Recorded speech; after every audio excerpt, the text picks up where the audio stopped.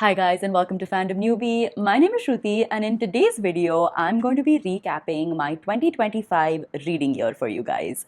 Now, I'm filming this video on the 23rd of December and so this isn't like a definitive top 10 books of the year type of video. That one is going to come in January because I'm still reading and there are 7 more days left in 2025 and I hope to read maybe 1 or 2 more books. And who knows, maybe one of them will be my top book of the year. And so this video is going to be a more casual, friendly chat between friends, between you and me. We're just going to go through my reading year and talk about all the books I've read and some of the ones that I have really, really loved. So I am going to be consulting my tracker. So I created a tracker this year on Notion to help me track all of my books, rate them in a very scientific manner. So I'm going to be consulting that. If you guys actually want access to this tracker, then I'm making this available to anyone and everyone who joins my book club called The Fellowship here on YouTube.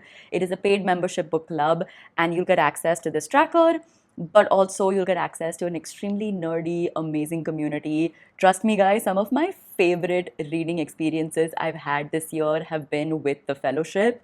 So we're a fun bunch and it's a fun time. So if you guys want to be a part of it, click that join button down below and join the fellowship because it's a nerdy fun time here on YouTube. Now, with all of that said, let's get started. Okay, so first let's start with my reading goal for 2025. I had set a reading goal of 50 books in 2025 and honestly I feel like that was a pretty good goal to set because this year one of my goals was to actively try to slow down, to really enjoy the books that I'm reading, to not have numbers be this like indication of whether I'm a good reader or not. And so I wanted to really savor the books that I was reading. I wanted to read them. I wanted to engage with them. I wanted to understand them deeply. And so, with a full time job and also an active social life, I think 50 books is really good. And I've actually read 57 this year so far, but I still feel like I have managed to slow down my reading, to really enjoy the books that I am reading and I'm connecting with. And it's been an amazing reading year so far.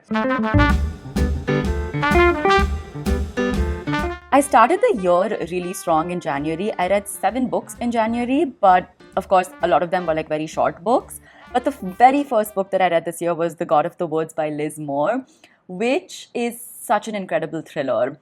I don't know about you, but I find it very difficult to give thrillers above 4 stars. Firstly, I feel like thrillers that I read are extremely predictable. I can usually guess the plot twist. They also have extremely annoying main characters in them. So either the main characters are very, very annoying or the main characters are just extremely shallow and there's no depth to their character development.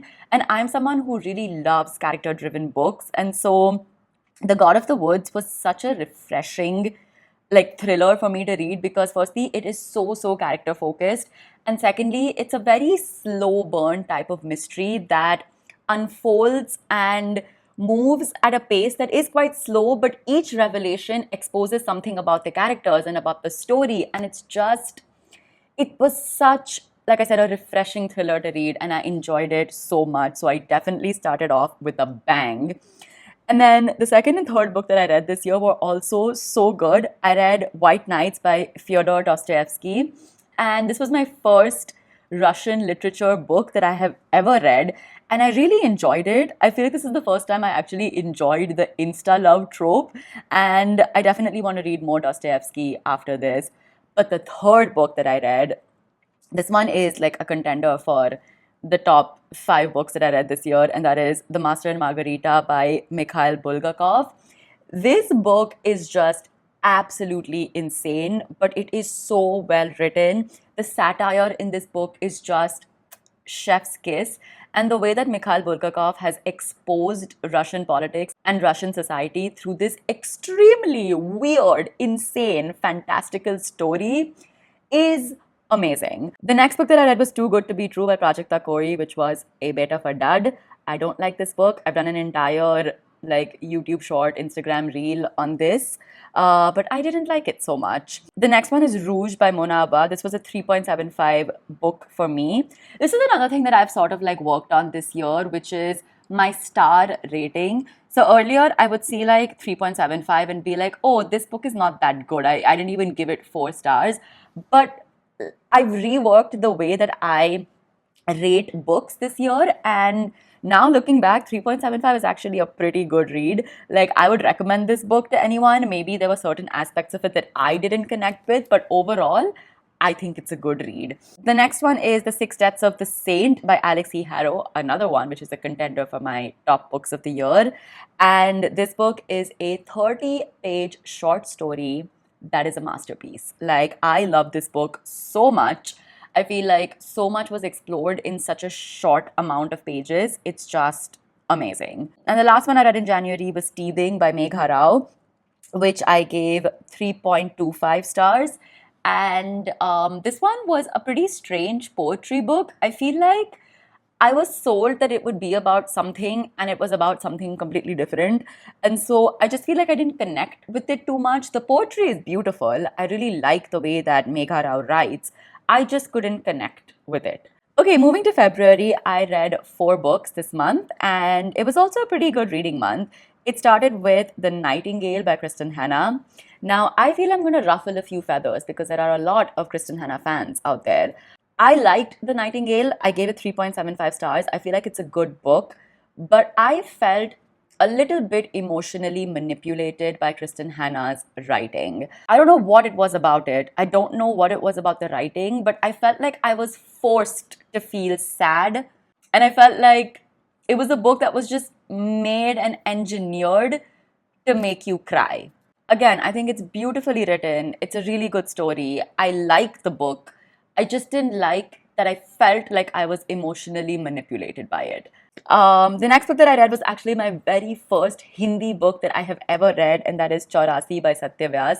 This book is so good. It's such an accessible Hindi book. It's such a cute and innocent love story, but then it also takes an extremely harrowing turn because it focuses on the 1984 anti-Sikh riots that took place in India. And yeah, it was just a pretty powerful book, and like I said, very accessible Hindi, and so I really enjoyed it. The next one is Masters of Death by Olavi Blake. This was my first Olavi Blake book that I have ever read, and I gave it 5 stars. I loved this book so much.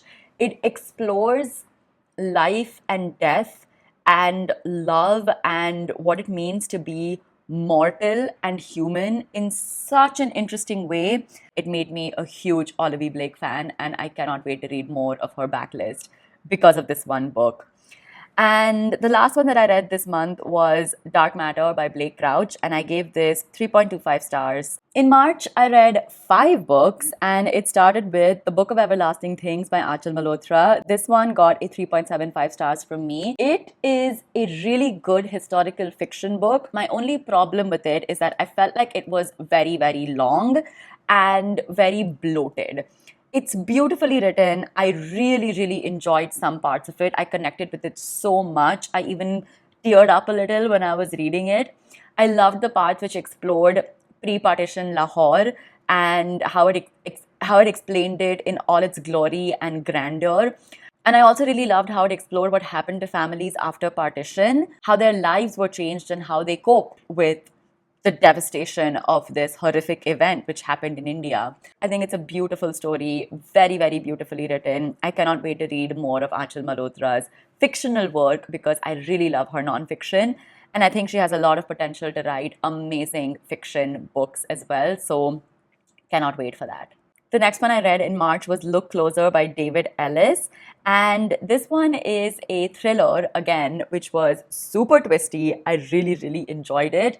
This, I've said it like so many times. If you're a fan of Drishyam, you will really love this book. I gave it 4.75 stars and I thoroughly enjoyed it. The next book that I read could very well be my favorite book of the year. I don't know. And that is The Sword of Kaigan by M.L. Wang. I cannot tell you how much I have loved both of the M.L. Wang books that I've read this year. They are so good. She has the knack to write such emotional fantasy stories. Like, I felt that only R.F. Kuang could do that, but ML Wang is right up there with R.F. Kuang in writing stories that are so emotionally rich, that will make you feel so much for the characters.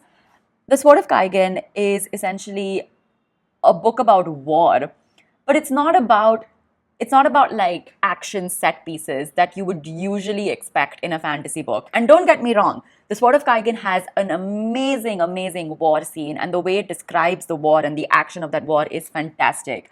But at the heart of it, this book is about family, it's about marriage, it's about love, it's about relationships, it's about sisterhood, and so many themes of just like relationships between different characters, and it's explored in such a beautiful way, and I love it. I love it so much. Honestly, like, this might be my best book of the year, but I'm going to do my like official ranking later. But yeah, top notch fantasy, really, really good. The next one was such a dud. Like, after probably what is my best book of the year, I read The Sensualist by Ruskin Bond, and I gave it 2.5 stars. This is Ruskin Bond's erotica. Yes, you heard me right. Ruskin Bond has written erotica, and it was very disappointing. I was really, really excited to read this book. I thought it would be, I don't know, something different, something like dark, something just just good to read. But yeah, like there are many instances in this book where I felt like the lines of consent were so blurry, and they were so like not present, that was just not fun to read. And this is supposed to be a dark erotic book, but I didn't like the dark places that this book went to. It didn't make me feel good while reading it. I had a very icky feeling in my stomach when I was reading this book, and I didn't like it. I gave it 2.5 stars because the writing is really, really good, because Ruskin Bond is an amazing writer, but I didn't enjoy reading this book one bit. And after a very, very icky book, I read another book that just completely emotionally destroyed me, and that is Sunrise on the Reaping by Suzanne Collins. I gave this 4.25 stars, and yeah, this book was like a sucker punch to my heart. And it is an amazing, amazing book, another great installment in the Hunger Games series, and just really, really good overall. Moving into April, I read 5 books. The first one was a reread for me. I reread The Hunger Games by Suzanne Collins. I was so nostalgic for the series after reading Sunrise on the Reaping that I had to read the first Hunger Games book again, and it was lovely. I like hand-hearted. I cried. It was amazing. 5 out of 5 stars, obviously. Next, I read Pretty Girls by Karen Slaughter. This was another thriller. I gave it 3.25 stars. It's a really good thriller. It's quite twisty, it's mind bendy, but it is extremely violent and gruesome. And that's why it got 3.25 stars and not higher from me. Just because I couldn't handle the gore and the violence that was there in this book. It was a bit too much. A bit too much for me. After that, I read Gifted and Talented by Olivia Blake, my second Olivia Blake book of the year. This one got 3.75 stars, and I enjoyed it. If you like Succession, the TV show Succession, then you will really love this book because it has similar themes of like very unlikable characters and like sibling dynamics and their very, very messed up relationship with their father. The next one I read was The Adventures of Huckleberry Finn, and it's a decent classic. It's well written. I just don't understand why these books are like these great American classics. Like, this is supposed to be this American classic that is anti slavery, that talks about like humanity and talks about human rights and things like that. But in 2025, when so much is happening in the world, I just feel like it doesn't sit well or it doesn't sit right, which is why I'm really glad that I read, I would say, like, it's kind of like a companion book to Huckleberry Finn at this point, and that is James by Percival Everett. I read The Adventures of Huckleberry Finn before reading James because I wanted to sort of brush up on what the original book says, because James is a retelling of Huckleberry Finn. It takes the themes of Huckleberry Finn and gives them the seriousness and the depth and the nuance that it deserves. I feel like if Huckleberry Finn is going to be taught in schools, like if they're going to continue to teach Huckleberry Finn in schools, it has to be accompanied with James, because that is the conversation that people should be having when it comes to race, when it comes to humanity, when it comes to human rights. All of the instances that are highlighted in James, that should be the conversation. And Huckleberry Finn can just be a starter to that conversation because, of course, James is based on that source material. After Huckleberry Finn, I read Great Big Beautiful Life by Emily Henry. I gave this book 3.25 stars. This book has two storylines. It has like an almost Seven Husbands of Evelyn Hugo-esque literary memoir type of storyline, which follows this celebrity and her life. And then it has the story of our main character who is writing the biography of this celebrity. And she's in a competition of sorts to write this biography. So she and this other man are competing to write the biography of the celebrity, and then it follows their love story. So these are the two sort of storylines which are happening in the book. And I felt like it was a bit of a mess. The storyline of the celebrity didn't interest me much. I found parts of it very, very boring, to be very honest. And the love story between the two main characters also, I felt, was not explored well enough. I feel like the character development was severely lacking in this book, and that is why I didn't enjoy it. And I was actually very, very disappointed by this book. In May, I read 4 books, starting with Evenings and Weekends by Oisin McKenna, and this I gave 4.75 stars. This is such a good look at modern relationships, queer relationships, and about going through life in your 30s, just trying to figure stuff out. It's so, so, so well written. I really, really enjoyed it. After this, I read Strange Sally Diamond by Liz Nugent. This was a really emotional thriller because the main character in this book is, I believe, on the spectrum. She has autism and she has to deal with being accused of killing her father. It was a pretty twisty thriller, but also very, very emotional because you feel so deeply for the main character because you understand what she's going through and you want to help her, and you see society kind of shunning her for the way she behaves. um yeah, it was a very, very emotional thriller to read, but I really enjoyed it.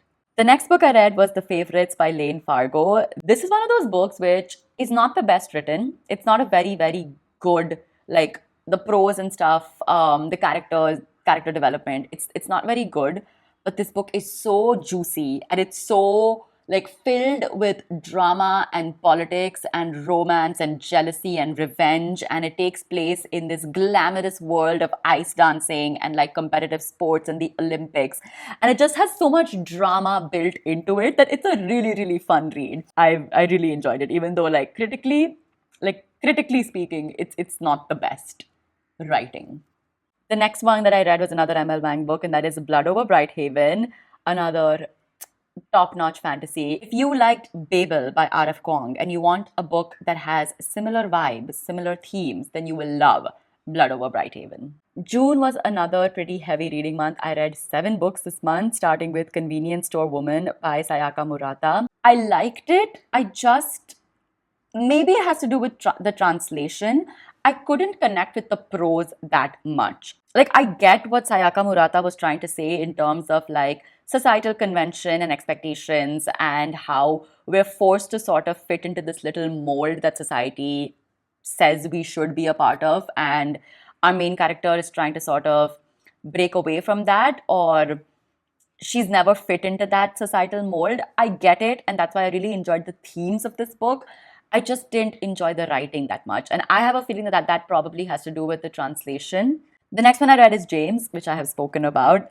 And after that, I read Atmosphere by Taylor Jenkins Reid. This book I gave 3.75 stars. I really enjoyed it. Another very, very emotional love story. It does give us insight into how it was for queer women in science and in NASA at that time. But I feel like there was a bigger emphasis on their love story and a lesser emphasis on the time period. And for me, I love the emphasis on the time period in Taylor Jenkins Reid's books.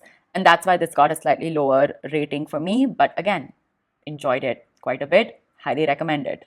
Next, I read Assassin's Quest by Robin Hobb. This was the start of my Robin Hobb journey this year, and I gave it 3.75 stars. It's a really good book, but again, I feel like it's very, very bloated. And there was a lot of this book which I felt like could have been edited or made shorter. Like, I understand why those aspects were included in it, but it could have been a little bit shorter. And I feel like if it was just a little bit tighter, I would have given it a higher rating. Next one, I read Small Boat by Vincent Delacroix. Again, very thought provoking book. Very, very poignant messaging when it comes to exploring us as a society, exploring the way we deal with immigration and migrants, and just our apathy in these situations. The thing that I didn't like about it and that made me feel kind of bored while reading it was that I felt the writing was extremely repetitive. The same thing was said again and again and again and again in this book, which made the reading experience for me not that good, but very, very, very important book to read theme wise, and I will always, always recommend this. Next, I read The Appeal by Janice Hallett. This was actually a buddy read with my dear friend Smriti from the YouTube channel Sant Reads. We went on a reading retreat together and we read this book together and we tried to solve the mystery of the book together as we were reading it, and it was such a fun reading experience. I gave this book 4.25 stars. I highly recommend buddy reading Janice Hallett's books along with someone because they're written in a way where you can easily try to solve the mystery as you are reading the book, and it's such a fun reading experience. Highly recommend it. And the last book I read this month was The Wolf Den by Elodie Harper. This is a historical fiction book. I gave it 4 stars. It's set in ancient Pompeii before the volcano erupts and kills everyone. It basically follows prostitutes who belong to a brothel. It's a pretty dark story about the lives of these prostitutes, but what's very endearing about it is the bonds of sisterhood between them and how they're trying to support each other as they're trying to attain freedom in this society that is stripping them of all of their rights and dignity. Yeah, it was a pretty good read. Moving into July, I read 5 books. The first one is Fall of Giants by Ken Follett. This is a historical fiction book and it talks about the events of the First World War, the Russian Revolution, and the suffragette movement. And it's one of the most real historical fiction books that I have ever read. It talks about politics in such an interesting way. I wish history was taught to us this way in schools because it just makes it so interesting to see how men in power would talk about war and devastation like it's work for them. And yeah, it was a very interesting read. I gave it 4 stars. The next book that I read is The Invisible Life of Addie LaRue by V.E. Schwab. I feel like the main character in this book, who's Addie LaRue, was boring AF. I wish she was a much more interesting character for someone who had made a deal with the devil to live forever. She just was very blah. I really liked the other main character in this book, who was Henry. He just had my whole heart, and I was just rooting for him from the beginning. The way that V.E. Schwab explores mental health, themes of mental health and depression through Henry's character was also so poignant and so well done. But Addie, man, Addie was just, yeah. I just felt very bored while reading about Addie LaRue's parts in this book, and I was just waiting to get back to Henry because he was the main thing in this book. The next one is I Who Have Never Known Men by Jacqueline Hartman. I gave this book 4 stars. Another extremely thought-provoking book. This book talks about what makes us human. It talks about womanhood, and it does it in this like philosophical way, even though we're basically reading a dystopian fiction book. It's beautifully written. Highly recommend this book. The next one, again, a contender for best book of the year, and that is Ship of Magic by Robin Hobb. This series, the Life Ship Traders trilogy, when I tell you it is the best fantasy series I have ever read, I am not exaggerating. This series is so good. Trust me, guys, if you want to read a fantasy series which has everything and it is so enjoyable and so bingeable, read the Life Ship Traders trilogy. You will not be disappointed. Trust me, best fantasy series ever written. And the last book that I read this month was The Feast of Roses by Indu Sundaresan. This is the second book of the Taj trilogy, and it's beautifully written. It follows the story of Mehrunisa and Emperor Jahangir in the Mughal era in India, and beautiful prose, atmospheric world building. If you like palace politics and like backstabbing and scheming that takes place, political rivalry in the court of kings and queens, you will really, really love this series. I highly recommend the Taj trilogy. I give this 4.25 stars, and it was very good. In August, I read 6 books. This was my Robin Hobb month. I finished reading the Life Ship Traders trilogy this month. I read The Mad Ship and Ship of Destiny. I've already spoken about this trilogy. Best trilogy ever. I also started the Tawny Man trilogy, which is Fool's Errand and The Golden Fool, the first 2 books of that trilogy. Another great series. I also read And Then There Were None by Agatha Christie. This was a reread for me, and 5 out of 5 stars again. Beautiful, beautiful book. It's one of the best mysteries I have ever read. And then I also read Not Quite Dead Yet by Holly Jackson. Honestly, after A Good Girl's Guide to Murder, after that series, all of Holly Jackson's books have been like 3-star reads for me. They're not bad, but they're not great either. They're just like that average thriller that is decently written, will shock you at the end, but nothing that really like blows my mind. In September, I read 5 books. The first one was Catabasis by R.F. Kuang. I gave this book 3.75 stars. The reason why the rating is a little bit lower is I didn't feel quite connected to the plot. While the characters were really well developed, the themes explored were amazing in terms of like women's experiences in elite academic institutions, and also just like the toxicity that runs through these academic institutions. These themes are very, very well like developed and explored in this. So I recommend this book. I just didn't enjoy certain parts of it. And this is very similar to the next book that I read, which is Bury Our Bones in the Midnight Soil by V.E. Schwab. I gave it 3.25 stars. Very atmospheric book, very toxic book. I just didn't connect to the plot. I felt like the plot in this book was very like, I don't even know what the plot was, to be honest. There wasn't much of a plot. It was all just like vibes, toxicity, and vampires. That's what this book was. I liked it. 3.25 stars is not too bad a rating. I wish the structure of the plot was a little bit better. The next one I read is A Shimla Affair by Shrishti Chaudhary. Now, this is an enjoyable book, but it does have certain structural issues, especially when it comes to the prose.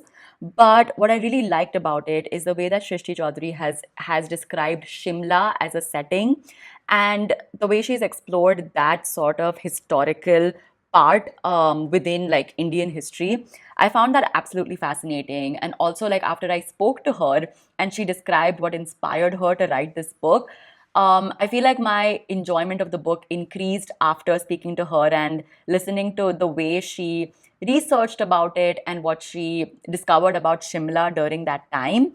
And so I feel like the world of the book and the vibes of the book are what make this book very, very interesting. And also, like, the themes of sisterhood that are explored are very interesting, but the structure of the prose needs improvement, I feel. The next book is Pachinko by Min Jin Lee. This was originally like a 4.75 star read for me, but on reflection, because this book has just stayed with me so long after reading it, that I bumped it up to 5 stars. Like, I cannot stop thinking about this book, and I want to find out more about the characters of this book, and they've stayed with me so long after I finished reading it. This deserves a 5 out of 5 stars from me. This is a multi-generational saga that follows the life of a Korean family across various generations and across various times in history. And it's so, so beautifully written. And the last book that I read this month is Pride and Prejudice by Jane Austen. This is another 5 out of 5 star read for me. This was the very first book of the Fellowship Club, and it was such a good reading experience. I loved reading this book and deep diving it with the club. One of the most interesting things that came out during like the fellowship sessions that we had was one of the members of my club, Somrita, if you're watching, shout out to you. She's an English literature professor. And so she gave us such a good perspective of this book that I had never thought about. And she said that essentially Pride and Prejudice is the story of marriage. It's the story of like different types of marriages. You have Marriage of Convenience, you have Marriage out of Necessity to avoid scandal, and then you have Marriage for Love. And it's really interesting because I never thought of Pride and Prejudice as an exploration of like society and marriage. But reading this book with my club gave me that new perspective to a book that I have loved so much that I have literally only thought of as a romance up until now. But there is so much more to Pride and Prejudice, and deep diving this book with my club gave me that new perspective. And so I really, really, really enjoyed rereading this book with a bunch of nerds who explored this book with me in such a nuanced and fun way. In October, I read three books. I finished the Tawny Man trilogy. So I read Fool's Fate, which is the third book of the Tawny Man trilogy, and I gave this book 4.5 stars, a great ending to this trilogy. I also read The Loneliness of Sonia and Sunny by Kiran Desai. I gave this book 3.25 stars. This book has beautiful prose and again, beautiful themes that are covered. The plot of this book is a little bit stretched, I feel, and that is what brought my personal enjoyment of this book down. And that's why I gave it 3.25 stars. But again, I recommend it. Beautifully written, very, very, very good. Themes about loneliness, about immigration, about the NRI experience and what it feels to grow up in a foreign land away from your home. Really, really well explored in this book. The next one I read is Pines by Blake Crouch. I gave it 3.5 stars. Another very twisty, mind-bendy, enjoyable thriller that will keep you at the edge of your seat and make you feel very anxious while reading it. In November, I read two books. The first one was the November pick for the Fellowship Club, and that is Jaya by Devdutt Patnaik. 5 out of 5 star read for me, but reading it with the club again was so good. We actually did a conversation with Anupam Arunachalam, who is another author who has written a children's version of the Mahabharata. So he has a series called Young Pandavas, which is an adaptation of the Mahabharata for children. And with Nakul Bhalla, who is the audiobook narrator of Jaya. And that conversation was so much fun along with the club because we just like dove into so many different aspects and themes of the Mahabharata. And also, like we spoke about how the Mahabharata has been adapted into various other things as well, like a TV show, like other books, and how this epic is just so like culturally rich and so relevant even today. Again, brilliant reading experience with the club. I absolutely loved it. And then the second book that I read this month, again, contender for the best book of the year. I don't know, you guys, I've read just amazing books this year, and that is Frankenstein by Mary Shelley. One of my favorite books of all time, I feel now. Beautiful, beautiful book with such amazing themes, especially when it comes to the world we live in today with AI taking over. I feel like this book is very, very, very important. So, yeah, brilliant, brilliant, brilliant book. And in December, so far, as of like filming this video, I have read 4 books. The first one is The Strength of the Few by James Islington. I gave this 2.75 stars.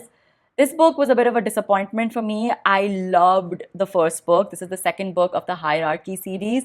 The first book is The Will of the Many, which I think was such a refreshing and amazing and fun fantasy book that I read last year. This book, I felt, was structurally a bit of a mess. There was just so much going on. And it just like the emotional impact and the emotional depth that I felt for The Will of the Many, I feel like because structurally this book was so all over the place, I just didn't feel as emotionally invested in this book. And that's why I gave it 2.75 stars. The next one I read was, again, the December pick for my book club, which is Piranesi by Susanna Clarke. Another brilliant, brilliant reading experience. We actually have the live show for the book happening today. So like the final live show where I talk with my book club, that's happening tonight. And I cannot wait to talk about this book because it is another brilliant mystery, dark academia kind of book. I highly recommend Piranesi. And you should have joined the book club to read it with us because we, again, have dove into the themes of this book in such a fun way. So yeah, if you join the fellowship, you can get access to the deep dive videos that I do. So for every book of the fellowship, I do 3 deep dive videos. So if you join the fellowship and you become a member, you will get access to them. I highly recommend you do that if you ever plan to read Piranesi, because this book is so weird and twisty that I feel like truly, I feel like reading it with someone else or buddy reading it makes the experience fantastic. Moving along, I read Crooked House by Agatha Christie, which is another, it was a good thriller. I gave it 3.5 stars. And then I read Love, Sex, and Frankenstein by Caroline Leah, another extremely toxic book. But yeah, I gave it 3.5 stars. That was my reading wrap up of 2025. Like I said, I still have a few more days in December left, and I definitely want to get some more reading done. So, my definitive top books of the year video is going to come in January. So, you can stay tuned for that. If you like this video, give it a thumbs up, subscribe down below, and I will see you guys in the new year. Bye, guys.